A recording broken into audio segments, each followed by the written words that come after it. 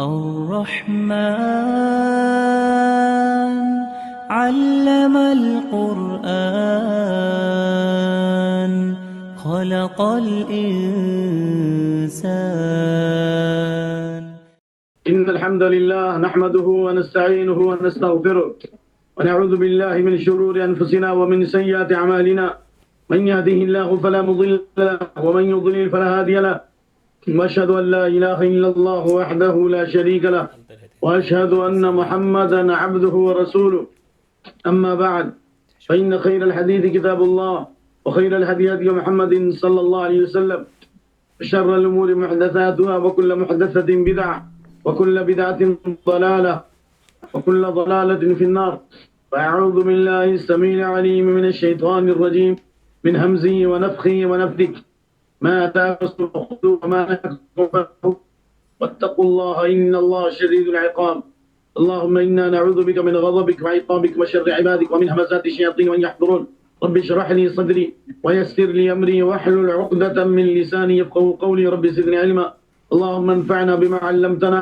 اللهم انفعنا بما علمتنا وعلمنا ما ينفعنا وزدنا علما. آج کے درس کا عنوان ہے صحیح احادیث جن کا تعلق شفاعت سے ہے، یعنی ایمان والوں کے لیے جو شفاعت کی جائے گی، موحدین کے لیے شفاعت کی جائے گی، ان کی قسموں کا بیان ہو چکا ہے، لیکن وہ حدیثیں جو اس موضوع پہ دلالت کرتی ہیں ان میں سے بعض حدیثیں پیش کی جا رہی ہیں کہ نبی صلی اللہ علیہ وسلم کی شفاعت کب ہوگی اور کیسے ہوگی، اور نبی صلی اللہ علیہ وسلم کے علاوہ جو اہل توحید ہیں، اہل ایمان ہیں، اور اسی طرح اللہ کے ملائکہ اور فرشتے ہیں، ان کی بھی شفاعت ہوگی۔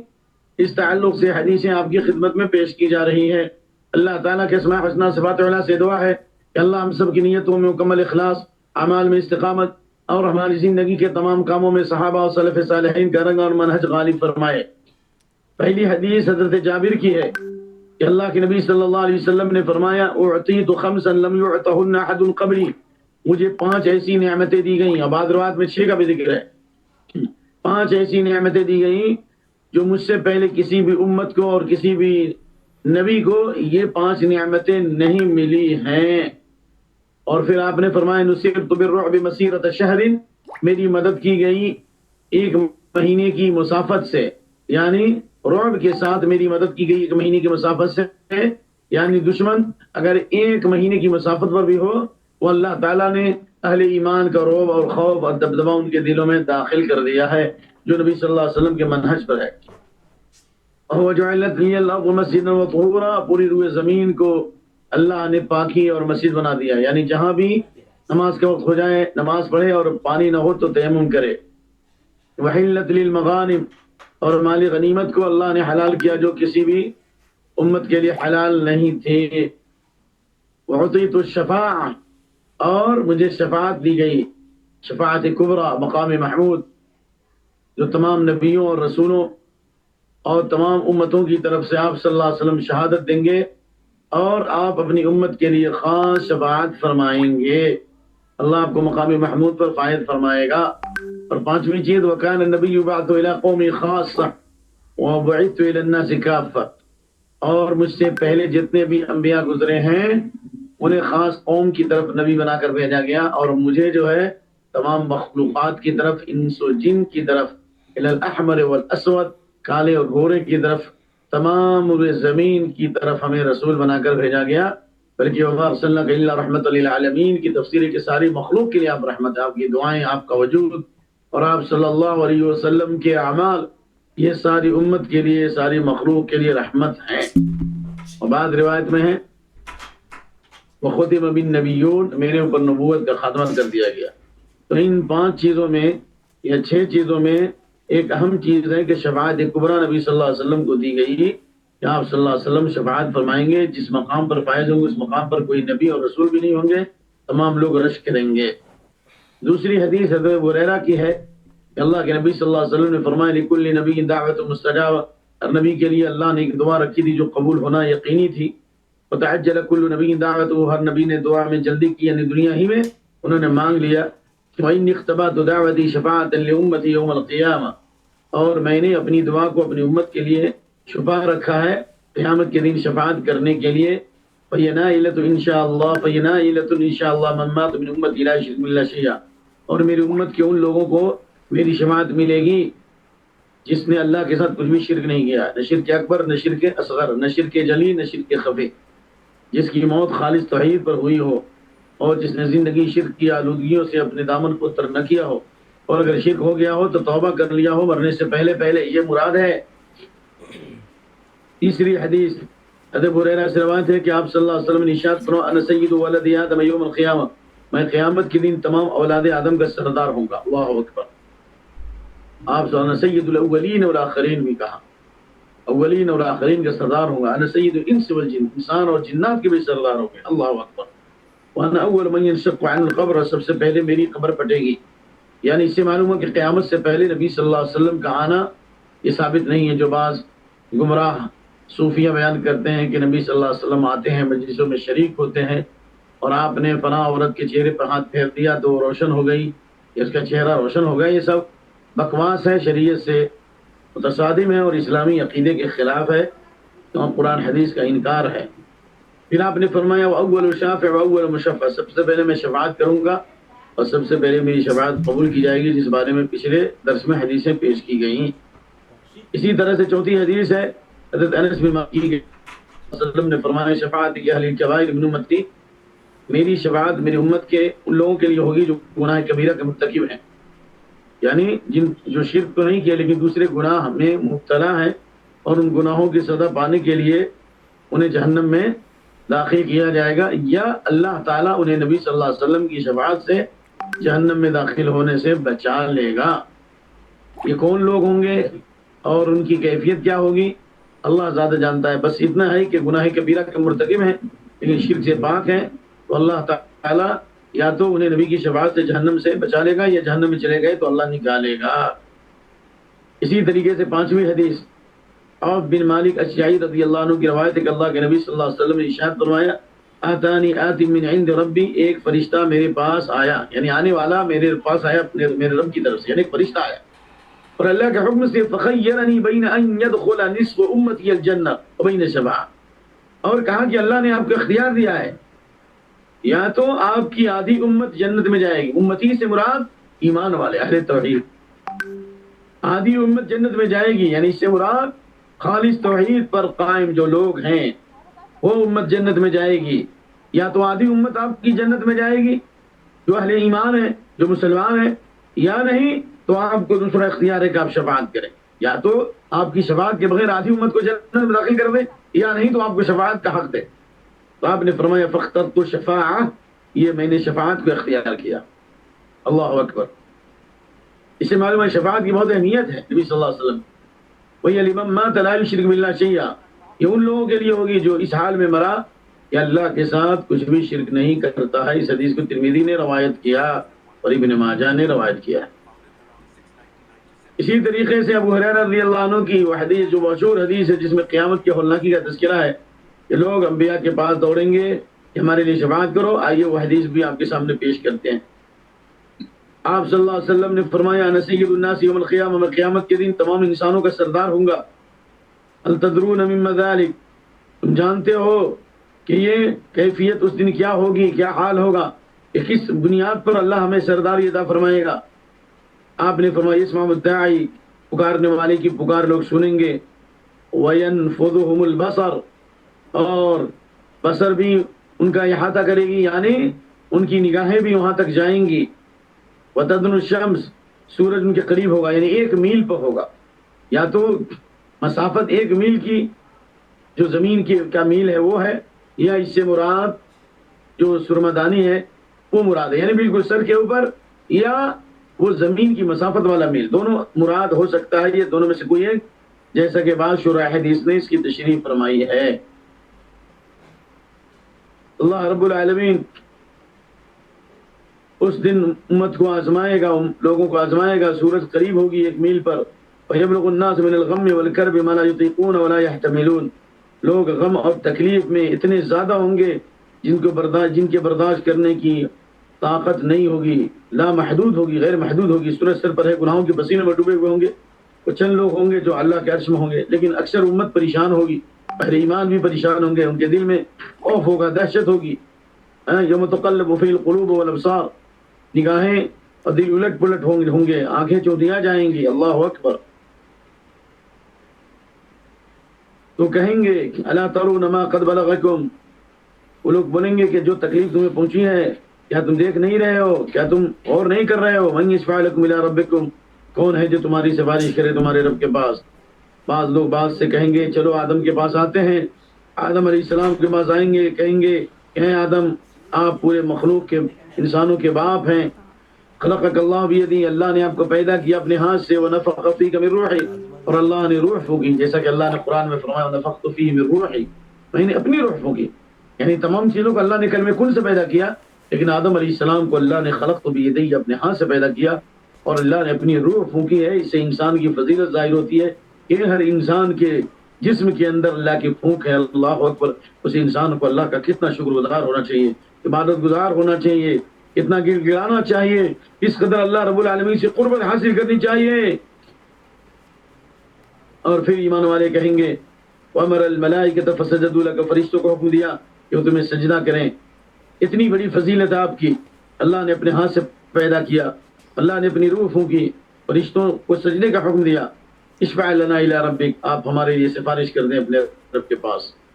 الا تری الی ما نحن فیہ، ہم کس تکلیف اور مصیبت میں ہیں، آپ نہیں دیکھ رہے ہیں. آدم علیہ السلام کہیں گے ان ربی قد غضب اليوم غضبا لم يغضب قبله مثل، اللہ تعالیٰ میرا رب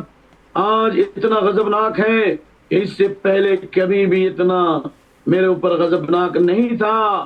اور ولم یغضب بعده مثل، اور نہ اس کے بعد کبھی اتنا غصہ ہوگا اور نہ اتنا زیادہ اللہ ہم پر غضبناک ہوگا.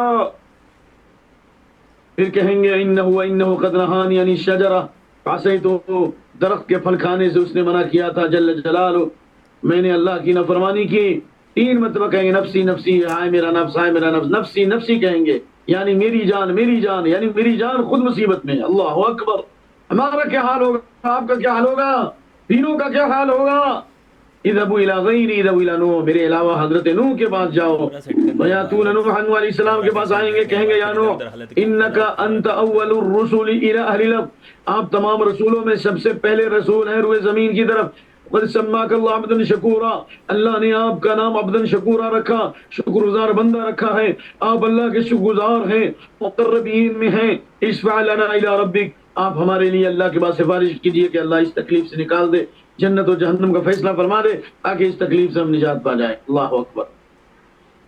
کیا آپ ہماری تکلیف کو نہیں دیکھ رہے ہیں؟ حضرت نوح علیہ السلام بھی کہیں گے میرا رب آج اتنا غضبناک ہے کہ اس سے پہلے اتنا کبھی غضبناک نہیں تھا اور نہ کبھی اتنا زیادہ غضبناک ہوگا. اللہ نے میرے ایک دعا رکھی تھی، میں نے وہ دعا اپنی قوم پر کر دی، نفسی نفسی، میرا نفس میرا نفس، یعنی میں خود اپنی پریشانی میں ہوں، میری جان خود مصیبت میں ہے، میں خود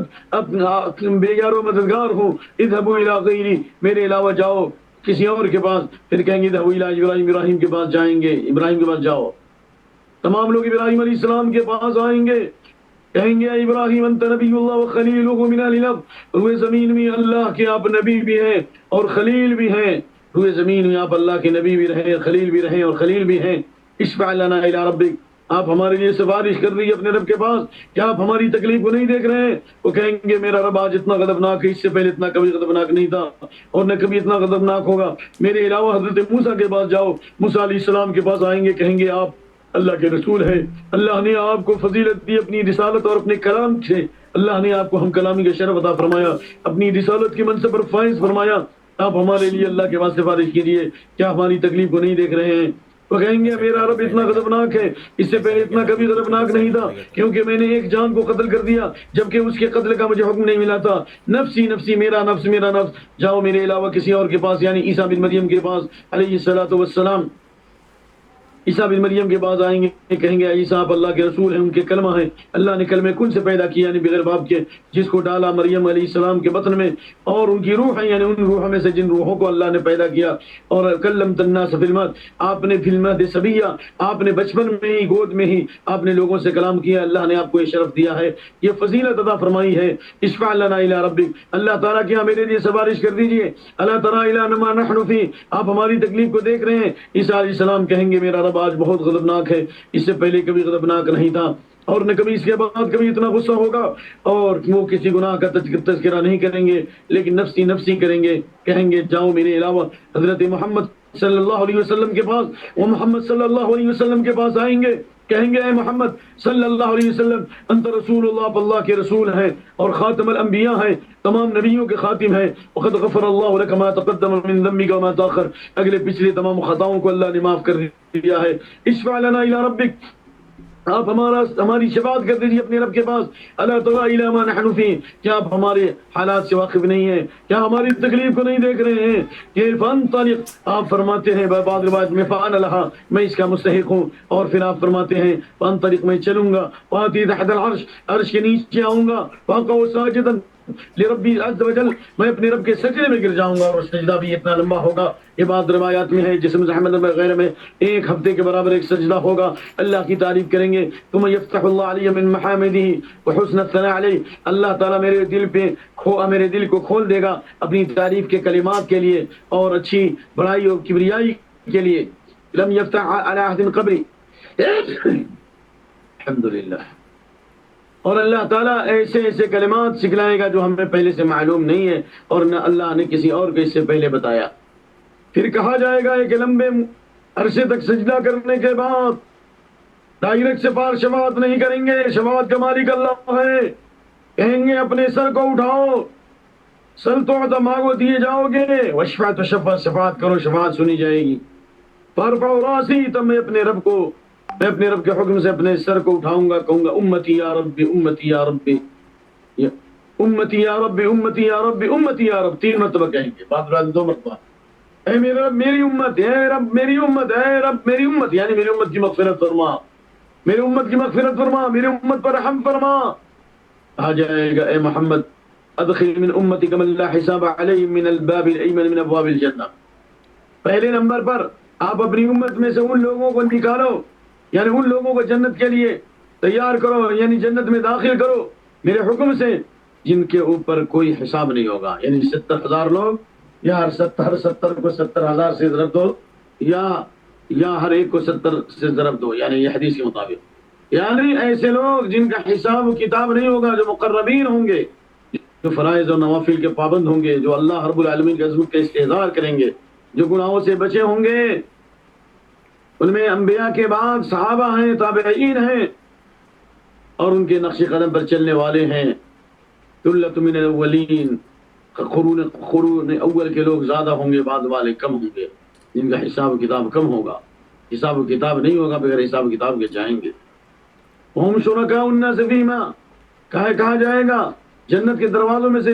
دائیں دروازے سے داخل کرو، جبکہ وہ دوسرے دروازوں میں بھی کے اندر بھی شامل ہوں گے، یعنی جنت کے دائیں دروازے اور اس کے علاوہ جتنے دروازے ہوں گے، ہر دروازے ان کے لیے کھلے ہوں گے، لیکن ان کو جنت کے دائیں دروازے سے داخل کیا جائے گا بڑے عزت کے ساتھ، اکرام کے ساتھ۔ آپ نے فرمایا قسم ہے اس ذات کی جس کے ہاتھ میں میری جان ہے، والذی نفسی بید، انما بین المصراعین من مصارع الجنہ کما بین مکہ وحمیر، اللہ اکبر، او کما بین مکہ وبصرہ۔ آپ نے فرمایا جنت کے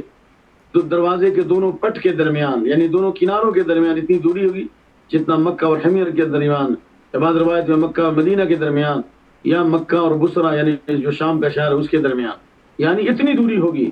اور وَإِنَّهَا لَمُقْتَضَّى، اور وہ کھچا کھچ بھری بھی ہوگی، اللہ اکبر، جب جنتی جنت میں جائیں گے تو اللہ اکبر، اللہ ہمیں بھی دخول اول نصیب فرما اور یہ سعادت نصیب فرما۔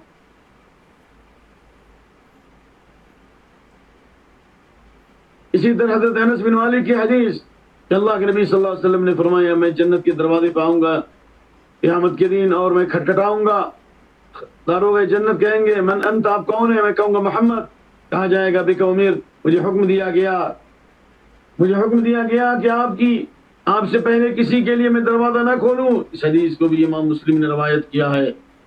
یہ نبی صلی اللہ علیہ وسلم کی شفاعت کا ذکر ہے، اور آپ کی فضیلت کا تذکرہ ہے، اور آپ کے مقام و منصب کا تذکرہ ہے، اور ان میں سے یہ حدیث کہ آپ مشرکین کے لیے شفاعت نہیں کریں گے سوائے ابو طالب کے، کیونکہ انہوں نے آپ کی مدد کی اور اسلام کی خاطر انہوں نے تکلیفوں میں اپنے آپ کو ڈالا، اور 3 سال تک شب ابی طالب میں گھرے رہے، اور اسی کے بعد ان کا انتقال بھی ہو گیا۔ حدیث عباس بن عبد المطلب کہیں یا رسول اللہ کیا آپ ابو طالب کے کچھ کام آئیں گے؟ کیونکہ کانا یحوت کو آپ کی طرف سے دفاع کرتے تھے، اور آپ کے لیے لوگوں سے دشمنی مول لیتے تھے، نبی صلی اللہ علیہ وسلم نے فرمایا وفی ضحضاح من النار، وہ تھوڑی آگ میں ہوں گے، لولا انا لکان فی الدرک الاسفل من النار، اگر میں نہیں ہوتا تو جہنم کے سب سے نچلے طبقے میں ہوں گے، یعنی پنڈلیوں تک آگ ہوگی، آگ کی 2 جوتیاں ہوں گی جس سے ان کا دماغ کھولے گا، وہ یہ سمجھیں گے کہ سب سے سخت عذاب ہمیں دیا جا رہا ہے، نعوذ باللہ۔ اب یہاں بتانا ہے کہ نبی صلی اللہ علیہ وسلم کی شفاعت پانے والے وہ کون لوگ ہیں اور شفاعت کے مستحق کون لوگ ہیں، یہ بھی بات ہے۔ نبی صلی اللہ علیہ وسلم کی شفاعت ان کے لیے واجب ہوگی ایک، اور نبی صلی اللہ علیہ وسلم کے علاوہ وہ کون سے اعمال ہیں جس بنیاد پر اللہ تعالیٰ شفاعت کا موقع دے گا اہل توحید کو کہ اپنے رشتہ داروں کے لیے اہل ایمان کے لیے شفاعت کریں گے، تو اس سلسلے میں کچھ حدیثیں آ رہی ہیں۔ آئیے نمبر 1، ابو ہریرہ رضی اللہ عنہ کی حدیث ہے کہ آپ نے فرمایا لا يصبر على لأواء المدینة وشدتها احد من امتی الا كنت له شفیعا یوم القیامہ، رواہ مسلم۔ جو مدینے کی شدت اور مصیبت پر، لاوا جو ایک قسم کی تیز ہوا چلتی تھی جس سے لوگ بیمار ہوتے تھے اور ہڈی میں چلی جاتے تھے، جو مدینے کی گرم ہوا اور مدینے کی شدت والی ہوا یا گرم ہوا جو جس سے تکلیف ہو، اور مدینے کی شدت و جو آدمی میری امت کا صبر کرے گا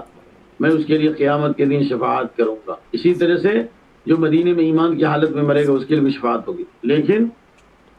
اتبا شیبہ ربیہ کے لیے نہیں، اور ابی بن کعب کے لیے۔ عبداللہ بن ابی جو منافقوں کا سردار تھا، آپ صلی اللہ علیہ وسلم ان کے لیے بھی شفاعت نہیں کریں گے، بلکہ آپ نے زندگی میں بھی اپنا تھوک لگایا اور کرتا پہنایا، نماز جنازہ پڑھی، پھر بھی اللہ نے منع فرما دیا۔ اسے معلوم ہے مدینے میں مرنے سے مراد ایمان پر مرے، چنانچہ کہا من استطاع ان یموت بالمدینہ فلیموت بہا، جو مدینے میں مرنے کی طاقت رکھتا ہو مرے، یعنی اسباب اختیار کرے کہ وہیں پر سکونت اختیار کرے۔ فإنه يشفع لمن يموت بها، جو مدینے میں مرے گا یعنی ایمان کی حالت میں، اس کے لیے میں شفاعت کروں گا۔ اللهم انا نسألك من فضلك،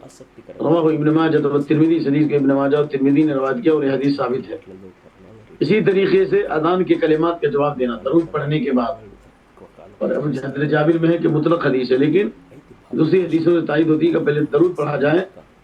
اور اس کے بعد یہ دعا پڑھے، جیسا کہ حضرت جابر کہتے ہیں کہ اللہ کے نبی نے فرمایا صلی اللہ علیہ وسلم من قال حين اسم النداء، جو اذان کے وقت یہ دعا پڑھے یعنی اذان کے بعد یہ کلمات کہے، اللهم رب هذه الدعوة التامة والصلاة القائمة آت محمدا الوسيلة والفضيلة وابعثه مقاما محمودا الذي وعدته، یہیں تک ہے پڑھنا چاہیے۔ انک لا تخلف الميعاد والی روایت پر کلام ہے، لیکن انشاءاللہ کوئی پڑھ لے تو کوئی حرج نہیں، لیکن اس میں جو ورزقنا شفاعته یوم القیامہ جو پڑھنا یہ بدعت ہے، اور درجۃ الرفیعہ بھی حدیث کے الفاظ نے یہ بھی پڑھنا بدعت ہے۔ تو معلوم یہ ہوا کہ اذان کے کلمات کا جواب دینے پر اور اس کے بعد نبی صلی اللہ علیہ وسلم پر درود پڑھتے ہوئے آپ کے لیے اللہ سے وسیلہ مانگے، یعنی جو دعا ہے وہ پڑھے، تو اس کے لیے نبی صلی اللہ علیہ وسلم کی شفاعت جو ہوگی واجب ہوگی۔ اسی طرح قرآن کی شفاعت ہوئی ہو، قرآن بھی شفاعت کرے گا، کن کے لیے کرے گا؟ حدیث میں ابو ہریرہ کی حدیث میں رضی اللہ عنہ کہ آپ نے فرمایا سورۃ من القرآن 30، قرآن کی ایک سورت ہے جس میں 3 آیتیں، تشفع لصاحبها، اپنے ساتھی کے لیے قیامت کے دن شفاعت کرے گی یہاں تک کہ بخش دیا جائے، وہ تبارک الذی بیدہ الملک، بلکہ بعض روایت میں تبارک الذی بیدہ الملک المانعۃ من عذاب القبر، قبر کے عذاب سے روکنے والی صورت ہے۔ آپ سونے سے پہلے الف لام میم سجدہ سورہ ملک پڑھا کرتے تھے، اللہ ہمیں توفیق عطا فرما۔ اسی طرح قرآن کی شفاعت سے متعلق ابو ہریرہ کی حدیث ہے، یہ روایت ابو داؤد کی جو میں نے پیش کی۔ دوسری حدیث جو ترمذی کی ہے وہ ثابت حدیث ہے صحیح سند کے ساتھ، یجیب القرآن یوم القیامہ، قرآن قیامت کے دن آئے گا، یقول ربی، کہیں گے اے میرے رب اس کو حلہ پہنا دے، فیلبس تاج الکرامہ، تو اس کو کرامت کا تاج پہنایا جائے گا، پھر کہا جائے گا یا رب زد، اور زیادہ نعمتوں میں اضافہ کر، فیلبس حلۃ الکرامہ، کرامت اور بزرگی اور شرافت اور عزت کا حلہ اسے پہنایا جائے گا، پورا لباس اسے پہنایا جائے گا، دنیا جہان اس کا مقابلہ نہیں کرتے، پوری زمین پورا آسمان پہ بھیج دیا جائے تو اس کے برابر نہیں ہو سکتی۔ اللہ اولین آخرین کے سامنے یہ مقام ملے گا، قرآن پڑھنے والے، قرآن پڑھانے والے، قرآن پر عمل کرنے والوں کے، اے ہمارے رب ہمیں شامل فرما دے اس میں۔ ثم یقول یا رب، پھر وہ قرآن کہے گا اے رب اس سے راضی ہو جا، فیرضى عنہ، اللہ اس سے راضی ہو جائے گا، کہا جائے گا ارقا ورقی، قرآن پڑھتے جاؤ چڑھتے جاؤ، ویزداد بکل آیۃ حسنہ، ہر آیت کے بدلے ایک نیکی میں اضافہ ہوگا۔ بعض روایت میں کہا جائے گا ورتل کما کنت ترتل فی الدنیا، پڑھو اس طرح جس طرح دنیا میں تم ترتیل اور تجوید کے ساتھ پڑھتے۔ تو قرآن کو صحیح پڑھے گا، سمجھے گا، عمل کرے گا، اس کو یہ سعادت ملے گی، لیکن جو قرآن پڑھ کے چھوڑ دے اور نمازوں کو ضائع کر دے، اس کے بارے میں حدیث اس سے پہلے بھی سنایا ہوں، قبر میں قیامت تک عذاب دیا جائے گا اسے، جیسا کہ حضرت سمرہ بن جندب کی حدیث نمبر 1386 نمبر کی حدیث ہے بخاری کی۔ ابو حمامہ باہلی رضی اللہ عنہ کی حدیث ہے کہ میں نے اللہ کے نبی صلی اللہ علیہ وسلم فرماتے ہوا سنا، اقرأوا القرآن، قرآن کو پڑھو، فإنه يأتي يوم القيامة شفيعا لأصحابه، کیونکہ قرآن قیامت کے دن اپنے ساتھی کے لیے شفاعت کرے گا۔ اللہ اکبر، جو قرآن کو پڑھے سمجھے۔ پھر آپ نے خصوصیت کے ساتھ کہا اقرأوا الزہراوین، دو روشن صورتوں کو پڑھو، پورا قرآن نور ہے لیکن دو روشن صورتیں، فضیلت والی صورتیں سورہ بقرہ اور سورہ آل عمران ہیں، اس کو پڑھو۔ فإنهما تأتيان يوم القيامة كأنهما غمامتان أو غيايتان أو فرقان من طير صواف وحاجان عن أصحابهما، کیونکہ یہ دونوں صورت قیامت کی بدنیوں کے سائے کی شکل میں، یہ چڑیوں کی جھنڈ کی شکل میں آئیں گی اور اپنے ساتھی کے لیے شفاعت کریں گی۔ اقرأوا سورۃ البقرہ، قرآن سورہ بقرہ پڑھنے کا خاص اہتمام کرو، فإن خدا برکہ، اس کے پڑھنے میں برکت ہے، وترک حسرہ، اس کے چھوڑنے میں ذلت و رسوائی ہے، ولا یستطیع البطل، اور جادوگر کبھی اس پر غالب نہیں آ سکتے، یعنی سورہ بقرہ نہیں پڑھ سکتے اور سورہ بقرہ پڑھنے والوں پر شیطان غالب نہیں آ سکتا۔ نقصان پہنچانے کی کوشش کرے گا، نقصان تو پہنچا سکتا ہے اللہ کے حکم سے جتنا نقصان اللہ نے لکھا ہے، لیکن غالب نہیں آ سکتا، اس کو ذلیل نہیں کر سکتا، اس کو مرتد نہیں بنا سکتا، اس کو موت نہیں دے سکتا، اس کو بڑی مصیبت میں گرفتار نہیں کر سکتا، اس کا پاور سیز ہوتا جائے گا، وہ بے دست و پا ہوتا جائے گا۔ کاش کہ ہم سورہ بقرہ پڑھنے کا اہتمام کریں۔ اسی طرح ایمان والوں کی شفاعت، عبداللہ بن ابی جراح کہتے ہیں کہ اللہ کے نبی صلی اللہ علیہ وسلم کو فرماتے ہوئے سنا انہوں نے، لَيَدْخُلُنَّ الْجَنَّةَ بِشَفَاعَةِ رَجُلٌ مِّنْ أُمَّتِي، میری امت کی شفاعت، ایک آدمی کی شفاعت سے لوگ جنت میں داخل ہوں گے، اکثر من بنی تمیم، اور وہ لوگ اکثر کس سے ہوں گے؟ بنی تمیم سے ہوں گے، جو دجال کے اوپر سب سے زیادہ سخت، اس کے بارے میں حدیث ہے۔ قالوا یا رسول اللہ، کہ آپ کے علاوہ ہوگا وہ آدمی، آپ ہوں گے؟ آپ نے فرمایا میرے علاوہ، یعنی نبی صلی اللہ علیہ وسلم کے علاوہ بھی دوسرے لوگ ہوں گے جو شفاعت کریں گے۔ مثال کے طور پر یہ حدیث، وہ سعید خدری کی حدیث کہ اللہ کے نبی نے فرمایا صلی اللہ علیہ وسلم، ان رجل من امتی، میری امت کا ایک آدمی، لیشفع فی عام من الناس، بعض لوگوں کے لیے، لوگوں میں سے خاص قبیلے کے لیے، طبقے کے لیے شفاعت کرے گا اور وہ جنت میں داخل ہوں گے۔ اور ایک آدمی لیشفع للقبیلہ، قبیلے کے لیے سفارش کرے گا، وان الرجل یشفع للاسبہ، اور اسی طرح ایک آدمی اسما کے لیے، یعنی اپنے رشتہ داروں کے لیے شفاعت کرے گا، اور ایک آدمی شفاعت کرے گا للثلاثہ والرجلین والرجل، تین آدمی کے لیے بھی، دو آدمی کے لیے، ایک آدمی کے لیے۔ اس حدیث کو امام احمد نے روایت کیا ہے۔ اسی طرح مادی قریب کی حدیث ہے ترمذی ابن ماجہ کی کہ اللہ کے نبی نے فرمایا صلی اللہ علیہ وسلم، شہید کے لیے 3 خصوصیات نہیں بلکہ 6 خصوصیات ہیں، ان میں سے یہ ہے کہ اپنے 70 رشتہ داروں کے حق میں شفاعت کرے گا۔ اس حدیث کو امام ترمذی حاصل کا، یعنی 70 رشتہ داروں کے حق میں جو اہل توحید پر ہوں گے ان کے لیے شفاعت کرے گا، انہیں جہنم سے نکالا جائے یا اللہ تعالیٰ انہیں جہنم سے بچا لے، جنت میں داخل کر۔ اسی طرح ہریرہ کی حدیث کہ اللہ کے نبی نے فرمایا صلی اللہ علیہ وسلم کہ مسلمانوں کے جو مردے ہیں، چھوٹے بچے، وہ جنت کے سیاح ہوں گے، جنت میں گھومنے پھرنے والے ہوں گے، صغار دعامس الجنہ، یتلقى احدهم، ان میں سے کوئی اپنے باپ کو پائے گا اور ان کے کپڑے کو پکڑ لے گا، جس طرح میں تمہارے کپڑے کو پکڑ رہا ہوں، اس وقت تک نہیں چھوڑے گا یہاں تک کہ ان کو، یعنی خود اپنے ماں باپ کے ساتھ جنت میں داخل نہ ہو جائے۔ اللہ کے نصیب ہوگا۔ حدیث میں تو آیا ہے کہ وہ لوگ جنت کے دروازے پر ہوں گے اور اللہ کہے گا جنت میں جاؤ، تو کہیں گے ہم نہیں جائیں گے جب تک ہمارے ماں باپ نہ آ جائیں، تو اللہ فرمائے گا ادخلوا الجنۃ انتم وآباؤکم بفضل اللہ ورحمۃ، تم ماں باپ کے ساتھ جنت میں جاؤ اللہ کے فضل اور اس کی رحمت سے۔ اسی طریقے سے ابو سعید خدری کی حدیث ہے کہ آپ صلی اللہ علیہ وسلم نے فرمایا کہ قسم اس ذات کی جس کے ہاتھ میری جان ہے، تم میں سے کوئی آدمی مومن سے زیادہ اللہ سے درخواست کرنے والا نہیں ہوگا ان بھائیوں کے بارے میں جو جہنم میں جل رہے ہوں گے۔ کہیں گے ہمارے رب یہ لوگ تھے جو ہمارے ساتھ روزے رکھتے تھے اور وہ یصلون، نمازیں پڑھتے تھے، وہ یحجون، اور حج کرتے تھے، فیقال لهم، کہا جائے گا اخرجوا من عرفتم، جن کو بھی تم پہچانتے ان کو نکال دو۔ اس سے مراد وہ لوگ توحید پر ہوں گے، نماز روزے والے ہوں گے، لیکن دوسرے گناہوں کی وجہ سے جہنم میں جائیں گے، بعد میں جہنم سے نکالے جائیں گے۔ چنانچہ اللہ فرمائے گا اللہ اکبر، جن کو تم پہچانتے ہو، چنانچہ جہنم ان کے نصف پنڈلی تک ہوگی جہنم کی آگ، اور بعض کے گھٹنے تک ہوگی۔ پھر وہ کہیں گے ہمارے رب اس میں کوئی آدمی ایسا نہیں بچا جس کا تو نے حکم دیا۔ اللہ کہے گا جاؤ جس کے دل میں دینار کے برابر، 1 دینار کے برابر بھی ایمان، اس کو نکالو، اس کو نکالیں گے۔ بہت بڑی مخلوق جہنم سے نکالی جائے گی۔ پھر کہا جائے گا ہمارے رب ہم نے ان لوگوں میں سے کسی کو نہیں پایا جس کے دل میں ایمان ہے دینار کے برابر، سب لوگ نکل گئے، تو اللہ فرمائے گا جاؤ جس کے دل میں نصف دینار یعنی اور بھی کم ایمان ہے ان کو بھی نکالو، ان کو بھی نکالا جائے گا، وہ بھی نکلیں گے۔ پھر کہیں گے اللہ سب نکل چکے ہیں اس طرح کے لوگ، تو اللہ فرمائے گا جاؤ جس کے دل میں ایک ذرہ برابر بھی خیر ہے اس کو نکالو، وہ بھی نکلیں گے بہت بڑی تعداد میں۔ پھر کہیں گے ایمان والے اب اس میں کوئی بھی ایسا نہیں جس میں کوئی خیر ہو، سب نکل گئے، تو اللہ فرمائے گا شفاعت الملائکہ، فرشتوں نے بھی شفاعت کی، فرشتوں کی بھی شفاعت ہوگی، اور شفاع النبیون، اور نبیوں نے بھی شفاعت کی، اور شفاع المؤمنون، ایمان والوں نے بھی شفاعت کی۔ ولم يبق الا ارحم الراحمین، صرف وہ باقی رہ گیا ہے جس پر ارحم الراحمین، جو صرف ارحم الراحمین باقی رہ گیا ہے، یعنی اللہ کی ذات۔ فیقبض قبضۃ من النار، اللہ تعالیٰ ایک مٹھی جہنم سے لوگوں کو نکالے گا، اور ایسے لوگوں کو نکالے گا جس نے کوئی بھی خیر کا کام نہیں کیا، خیر نہیں کیا لیکن اس کا یہ مطلب نہیں وہ کافر ہے، ایمان تو تھا لیکن عمل نہیں کیا، وہ جل کر راکھ ہو جائیں گے۔ فیلقیم فی نہر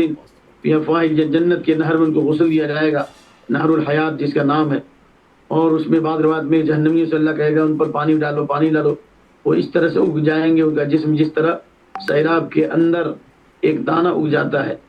اور ان کے گردنوں کے اندر کیا ہوں گے، کلول موتیاں ہوں گی، اور موتیاں ہوں گی، یعنی موتیوں کے خاتم ہوں گے، موتیوں کی مہر لگے گی،